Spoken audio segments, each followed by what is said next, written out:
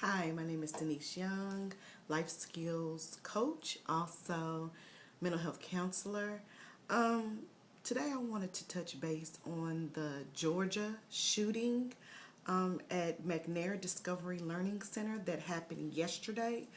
And the 19-year-old boy that had no ties to the school that walked in and shot fires. He is in custody and he is going before a judge this morning. So the outcome is going to be interesting. And the reason why I say interesting is because he was a mental health patient.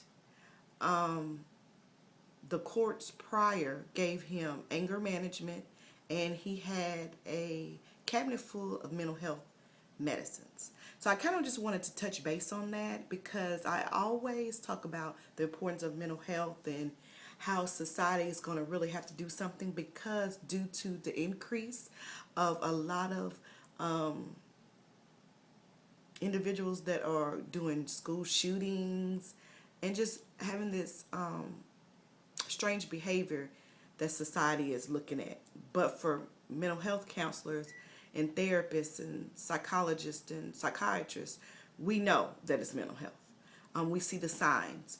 So I just kind of wanted to just touch bases on what do we need to do when this incident happens. What do we do now? It was 800 students from pre-kindergarten to 5th grade. 800 students, and they had to relocate to Walmart in the Decatur area. So for anybody that lives in Georgia, then they know what that area is at. But they stated that the 19-year-old did not have any ties. He just happenly walked in behind somebody, which I thought to myself when I heard it yesterday riding home. First I prayed because it's just sad, because those are little children, and you got to thinking, what made someone want to go in there and shoot? Thank God no one was hurt, but shoot where children was at. But then immediately I was like, he has some mental issues going on. But he had no ties to the school. So it's going to be interesting what made him go. Because in his mind, I guarantee you, he had a rationale, the reason why he did it. Might not have been right, might not have made sense to us, but he had a reason. And I want to know what their reason was. But they stated that he shot at least a half dozen shots from a rifle. But he did, stop and turn himself in at the end. So we were thankful for that, and we're thankful that no one got hurt. But, what do you do now? People start talking about gun laws.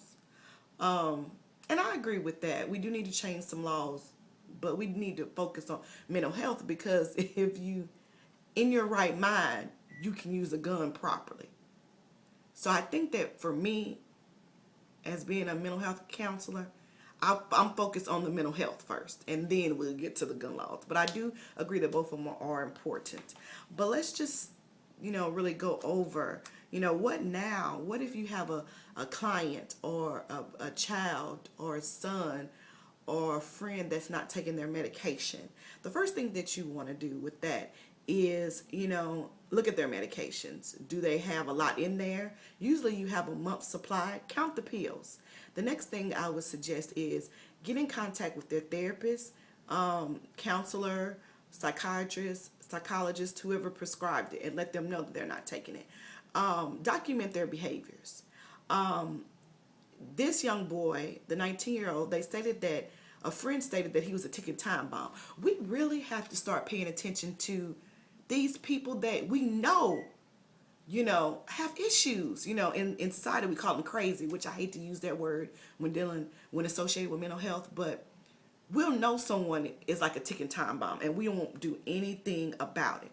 So I guess in the next video I would definitely talk about what to do if you see these symptoms. I did do a video prior of what to do when a crisis occurs within suicide. I'll do a crisis video on mental health. But I really want the individuals out there, people watching this video, is to take notice to someone that is displaying mental health and they are a ticking time bomb. What do you do? Like I stated, you check their medications, talk to a professional like their psychiatrist, their counselor, their therapist, and let them know that he's not or she not taking the medication. Make sure that you document, like I stated, and so hospitalize them if possible. A lot of the reasons why young males do not take their medicines, I've been dealing with them for years, is because they don't like the way it feels. We really have to get with the pharmaceutical companies, the people that are making these medicines, and figure out what's the association with the reason why they don't want to take the medications. A lot of my clients that are male state because of sexual arousal. They can't get aroused. It doesn't make them feel well. A lot of females, it's the same thing. They don't like the way it feels. Either, you have weird erratic behavior, or you're like a zombie. A lot of them, they oversleep because the dosage is so high, or the medicine is not conducive to their body. Or another reason would be because they're not taking the medications correctly. I have some clients that take it when they want to. So they get really, really, really low and they might take it.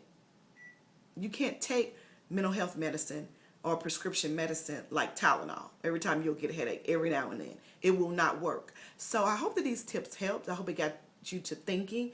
And I thank God that no one was hurt at McNair Discovery Learning Center in Decatur, Georgia. I hope that you will pass this video along. I hope that these tips helped. Like I stated before, if you want to Facebook me, you can Facebook with me at Denise L. Britton Young. Also, Twitter me at Denise L. Media, or email me with any questions or concerns at Denise Young, lifeskillscoach@gmail.com. Have a great day.